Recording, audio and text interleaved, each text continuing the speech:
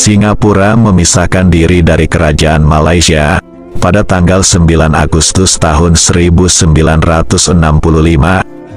Negara Singapura, ibu kotanya Singapura, berbentuk republik, presiden sebagai kepala negara, dan Perdana Menteri sebagai kepala pemerintahan.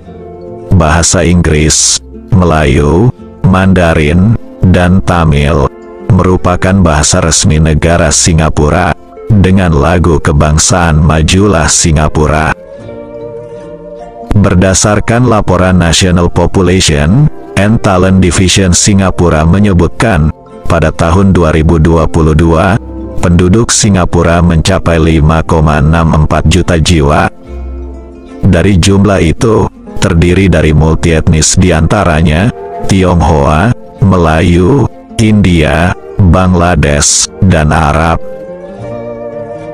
Penduduk Singapura mayoritas beragama Buddha, Kristen, Islam, Tao, Hindu, Konghucu, dan lainnya.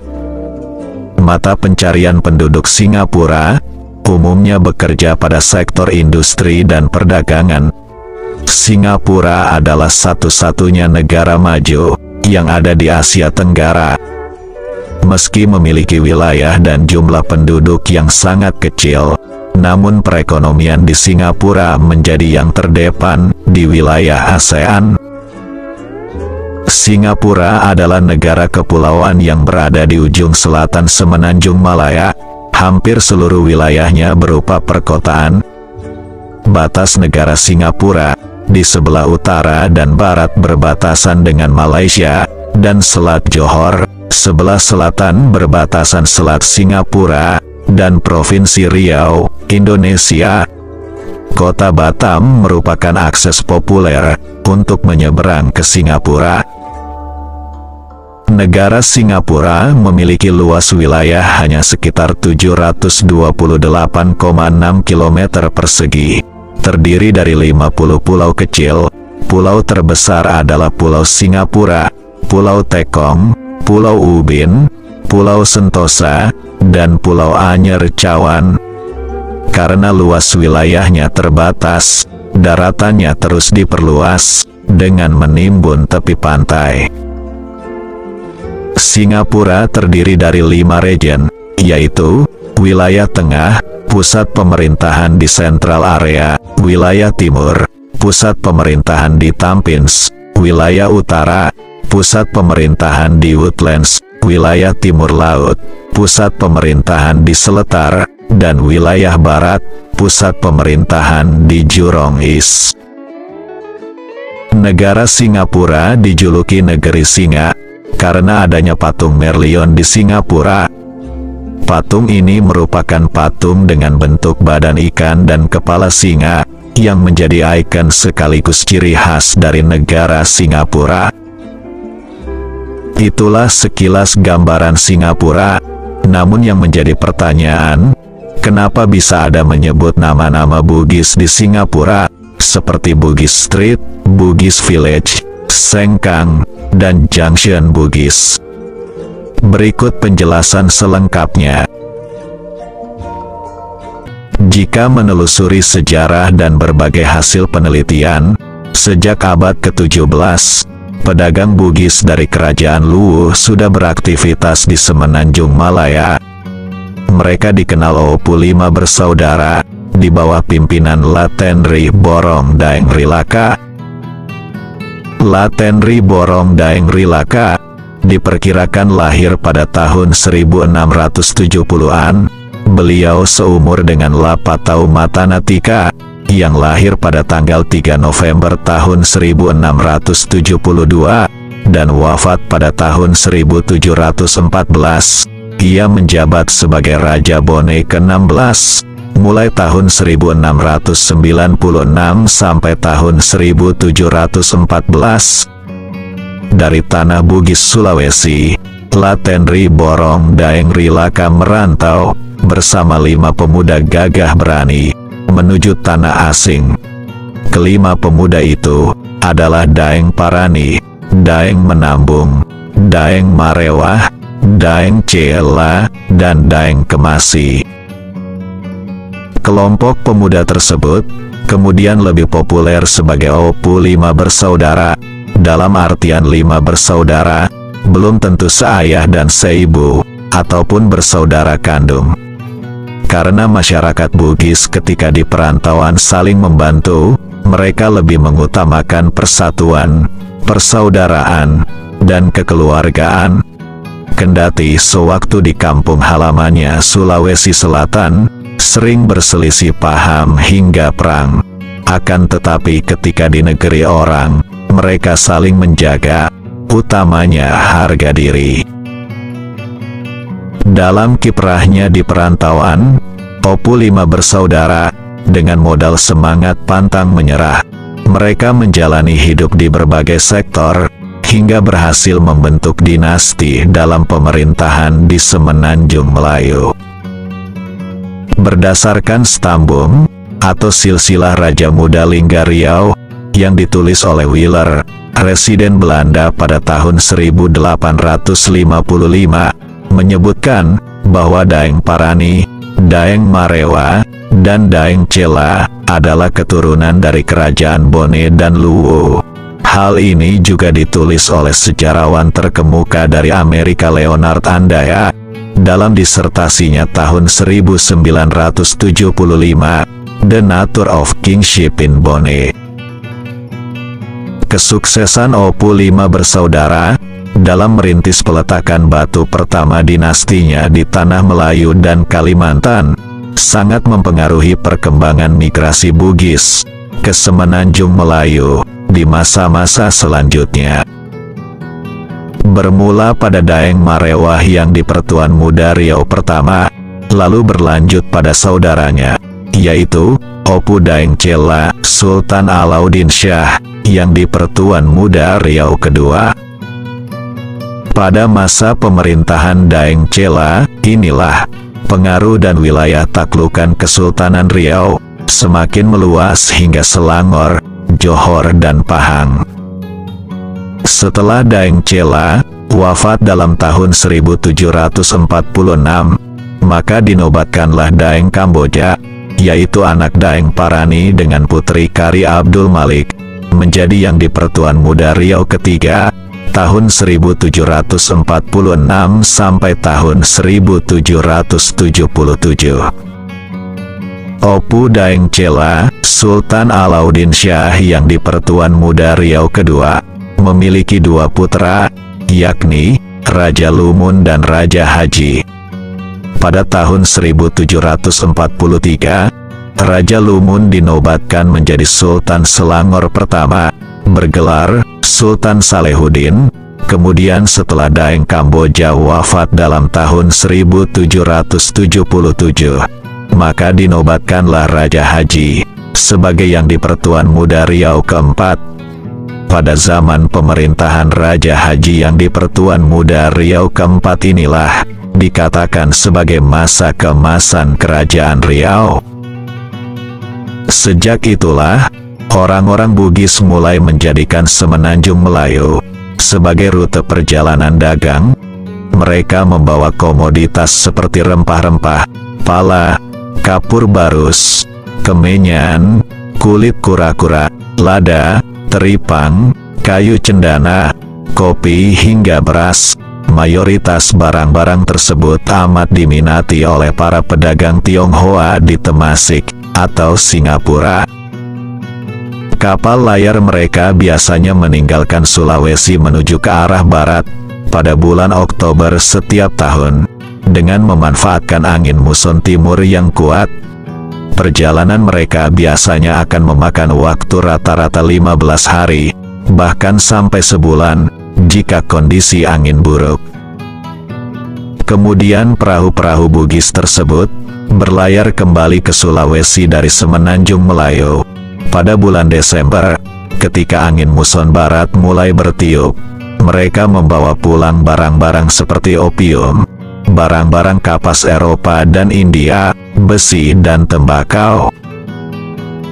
Melihat kebesaran Kerajaan Riau sebagai pusat perdagangan semakin pesat, hal ini menimbulkan perhatian Belanda VOC yang sejak awal berambisi menguasai perdagangan di Nusantara.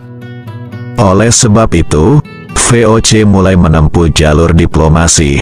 Dari Batavia mereka mengirim utusan untuk menemui Raja Haji, dengan menawarkan perjanjian persahabatan yang menguntungkan antara keduanya.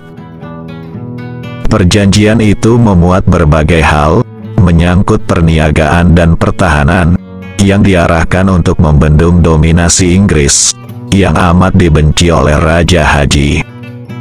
Salah satu poin dalam perjanjian itu, bahwa segala harta rampasan perang, yang didapat dari musuh bersama, akan dibagi di antara keduanya, dengan adil sama rata. Oleh sebab itu, Raja Haji yang di Pertuan Muda Riau, tertarik menandatangani perjanjian itu, semata-mata untuk mempersempit ruang gerak kolonial Inggris di wilayah Selat Malaka. Pada suatu ketika, masuklah sebuah kapal dagang Inggris ke wilayah Riau. Kapal itu syarat dengan muatan benda-benda berharga, maka datang pula kapal perang Belanda VOC, menyerbu kapal Inggris tersebut. Seluruh isi muatan kapal disita, kemudian dibawa ke Malaka. Mengetahui perihal tersebut, Raja Haji mengirim delegasi ke VOC di Malaka, untuk meminta jatah rampasan, sesuai amar perjanjian yang telah dibuat. Akan tetapi, Belanda VOC menolak permintaan itu. Rupanya VOC mengingkari perjanjian yang telah ditandatangani bersama. Akhirnya, delegasi Raja Haji kembali dengan tangan hampa, dan melaporkan sikap petinggi-petinggi VOC di hadapan Raja Haji. Mendapat laporan itu, Raja Haji mengalir darah bugisnya. Diambilnya surat perjanjian itu, lalu dirobek-robeknya. Ini adalah pelecehan terhadap harga diri, di mana harga diri dihargai 99 kali, dibanding dengan selembar jiwa. Saatnya jiwa disabung di tengah gelanggang pertarungan. Rupanya itulah yang dikehendaki oleh Belanda VOC. Hubungan persahabatan yang dibinanya dengan Kerajaan Riau hanyalah merupakan siasat untuk mengetahui sampai di mana kekuatan Kerajaan Riau di bawah pimpinan Raja Haji. Persahabatan telah bertukar dengan permusuhan. Raja Haji mulai menaruh dendam dengan Belanda VOC. Mereka sudah terang-terangan melarang kapal-kapal dagang VOC mendekati perairan Kerajaan Riau. Akhirnya pada tahun 1783, VOC dengan segenap kekuatan tempurnya menyerbu Kerajaan Riau. Raja Haji beserta para laskarnya mempertahankan setiap jengkal negerinya dengan gagah berani. Raja Haji mendapat dukungan dari pihak Inggris yang juga membenci Belanda VOC, karena sebelumnya, isi kapalnya telah dirampas oleh VOC. Peperangan dahsyat itu berlangsung selama 10 bulan, sementara orang-orang Bugis berdatangan dari segala penjuru untuk membantu Raja Haji bersama laskarnya demi mempertahankan tanah Riau. Orang-orang Bugis yang melakukan aktivitas di Selat Malaka semua turun tangan membantu Raja Haji dengan semangat solidaritas sirih dan harga diri sebagai manusia Bugis. Dalam kitab Tuhfat An-Nafis menyebutkan beberapa tokoh Bugis lainnya yang membantu Raja Haji, di antaranya Arung Lenga dan Arung Belawa dari Bugis Wajo. Raja Haji kemudian membangun kubu-kubu pertahanan, antara lain di Pulau Bayan, Teluk Keriting, Tanjung Buntung dan Pulau Penyengat. Dalam perang itu, ratusan pasukan Belanda tewas, bahkan sebuah kapal perang Belanda yang bernama Malakas Welvaren, ditenggelamkan bersama pimpinannya, Arnoldus Lenker. Pertempuran yang begitu dahsyat di Pulau Penyengat tersebut kemudian dikenal sebagai Perang Sosoh. Tenggelamnya kapal komando Belanda tersebut sekaligus membuat Belanda menarik pasukannya dari perairan Riau ke Malaka. Perang mencapai puncaknya pada tanggal 6 Januari tahun 1784. Raja Haji dan pasukannya sekitar 1.000 orang melakukan serangan ke pusat kedudukan Belanda di Malaka. Sementara armada Belanda dipimpin oleh Jacob Pieter van Braam, berkekuatan 9 buah kapal, dengan 2.130 prajurit, yang didukung 362 pucuk meriam. Pada tanggal 18 Juni tahun 1784, pasukan Belanda pimpinan Pieter van Braam menggepur pertahanan Raja Haji di Teluk Ketapang. Dalam perang ini Raja Haji gugur bersama lebih kurang 500 pasukannya. Kemudian jenazah Raja Haji fisabilillah dimakamkan di Bukit Bendera Malaka, namun kemudian makamnya dipindahkan dari Malaka ke Pulau Penyengat.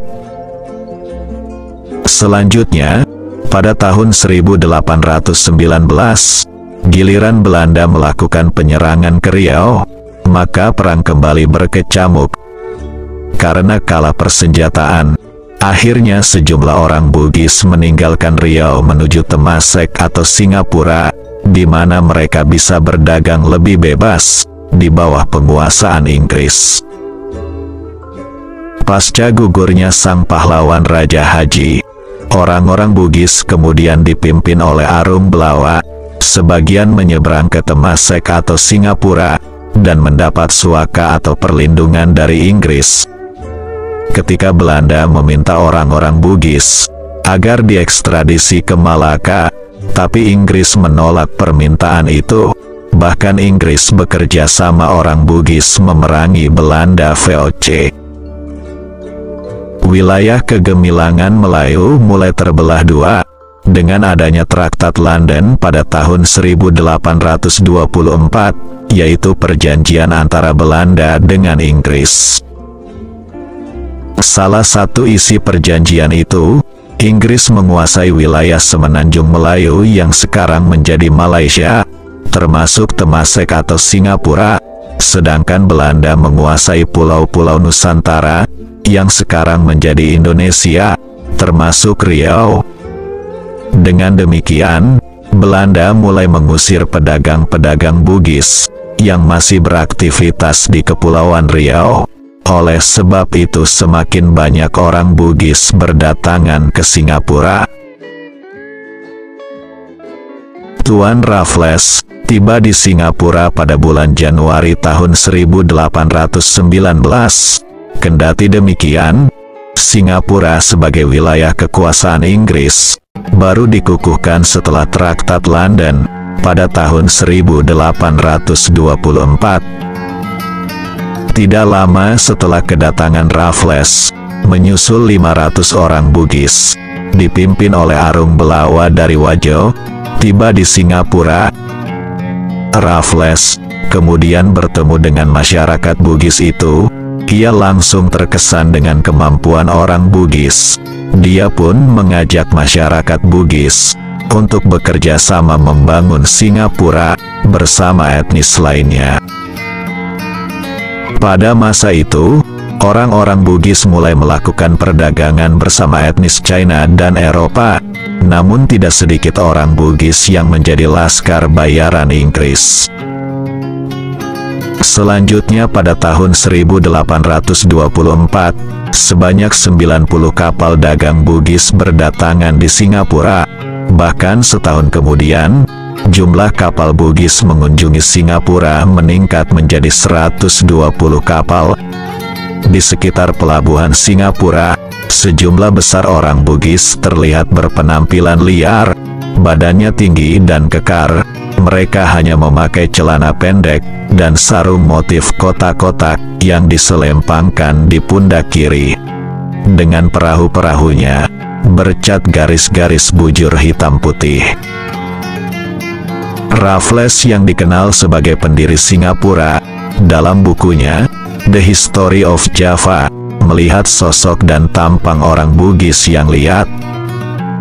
Alasan memuji orang Bugis lantaran Raffles hendak menggunakan kekuatan dan semangat orang Bugis dalam membesarkan Imperium Inggris di Singapura. Selain itu, karena mereka kenal orang Bugis pemberani, petualang, semangat berusahanya tinggi. Hal itu senada ungkapan saudagar Bugis, Muhammad Yusuf Kala dari Bone, mengatakan, jika orang Bugis tak punya semangat, maka akan dikalahkan orang dari daerah lain. Kalau mau keras, kita kalah sama orang Batak. Kalau mau bicara, kita kalah sama orang Padang. Kalau mau lemah lembut, kita kalah sama orang Jawa. Kalau mau bersilat lidah, kita kalah sama orang Madura.